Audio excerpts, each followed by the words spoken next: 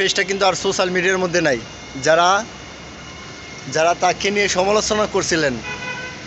সমালোচনা করছিলেন দেখছেন কত কত মানুষকে সে কিভাবে সহায়তা করছে।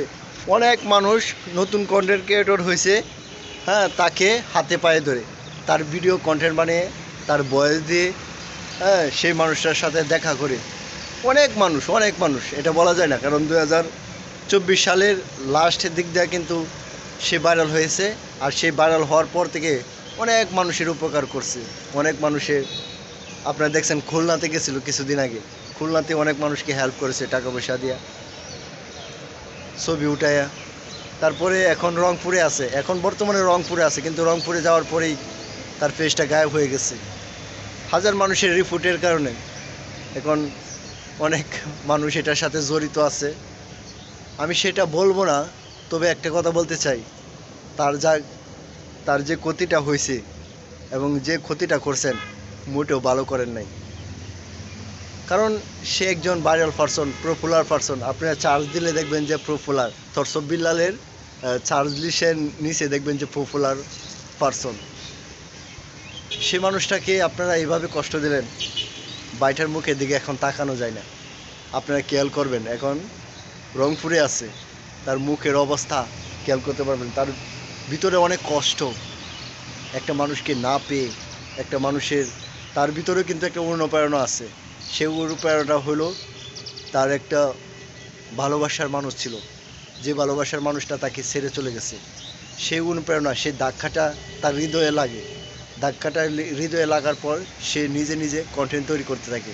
কারণ কথায় বলে, আপনি যদি কাউকে ভালোবাসেন, যদি পান তাহলে হয়তো বিয়ে করবেন, আর যদি না পান তাহলে হয়তো কবি হবেন।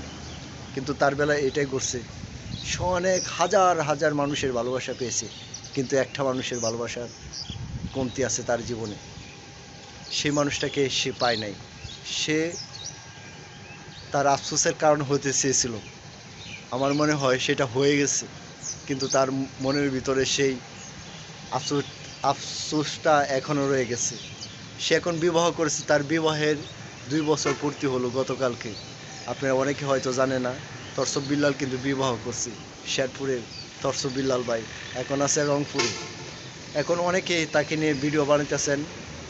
আশা করব তাকে একটু সান্ত্বনা দেওয়ার চেষ্টা করবেন, কারণ আমরা তো অনেক দূরে আছি। আমি গাজীপুরে আছি, যদি সময় সুযোগ পাই ইনশাল্লাহ ভাইয়ের সাথে দেখা করার চেষ্টা করব। তবে ভাইয়ের জন্য শুভকামনা রইল। গাজীপুর, আমি বর্তমানে গাজীপুর, আর আমার বাড়ি হলো নেত্রকোনা। আমি নেত্রকোনা থেকে ভিডিও বানাই।